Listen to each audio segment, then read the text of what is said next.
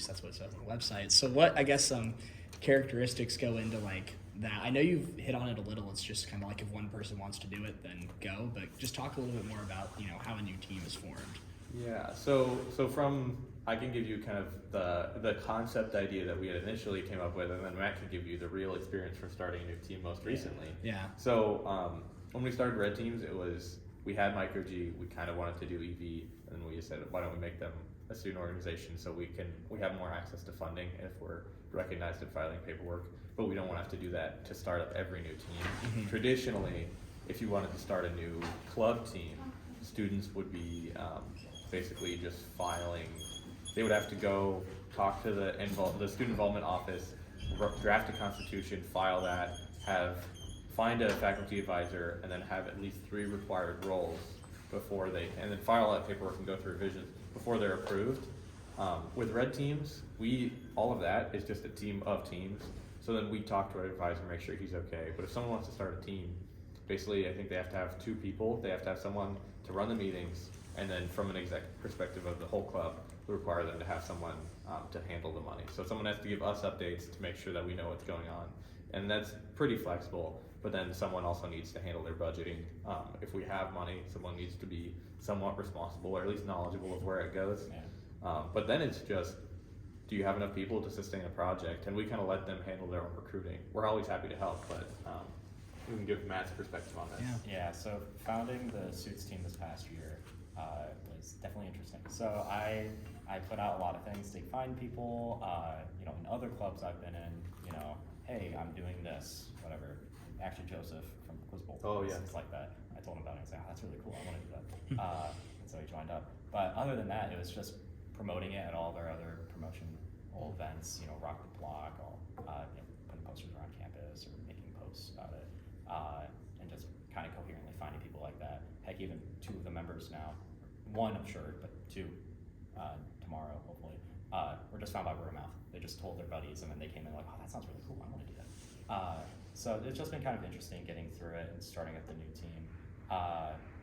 But what kind of helps with starting a new team like that is that we kind of had a lot of flexibility in that, let's say we did the proposal, we did all that, and NASA goes, not good enough, right? We're not going to take it. Sorry about that. We're not going to support development in the spring. Isaac kept telling me, I don't know if that was a boon for success or he was hoping bad things or something, but it was a malice.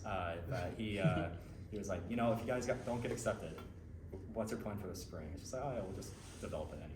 Like, develop our concept and just get people some experience. It's something they can still put down their resume. It's still something they can put down as sort of a building block towards, you know, perhaps next year, you know, all the young people, all the freshmen and everything. Younger than us. Yeah, younger than us. Yeah. Would I'm an old continue man it at in the this next point. year. Yeah.